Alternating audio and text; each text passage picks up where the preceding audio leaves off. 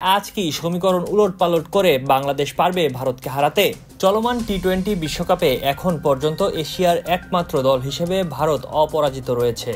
Pakistan, Sri Lanka, Nepal group পর্ব থেকেই বিদায় নিয়েছে। সুপার 8-এ উঠেছে আফগানিস্তান, বাংলাদেশ। আইসিসির সমীকরণ শেষে এশিয়ার 3 দল বাংলাদেশ, ভারত, আফগানিস্তান পড়েছে একই গ্রুপে। তাই এই দলগুলোর মুখোমুখি হওয়ার দিনে থাকছে আলাদা উত্তেজনা। সুপার 8-এ আফগানিস্তান ভারতের ম্যাচকে ঘিরে প্রবল আগ্রহ তৈরি হয়েছিল সমর্থকদের মনে, কিন্তু মাঠের ক্রিকেটে আফগানিস্তান ছিল বেশ পানসে। এদিকে অস্ট্রেলিয়ার বিপক্ষে লড়াই করতে পারেনি বাংলাদেশ, তবে এখনও রয়েছে সেমিফাইনালের আশা। সেই আশা বাঁচিয়ে রাখার লড়াইয়ে ভারতের বিপক্ষে আজ মাঠে নামছে টাইগাররা। লড়াইটা যখন ভারতের বিপক্ষে, তখন বাংলাদেশের স্নায়ুচাপ একটু বেশি থাকে।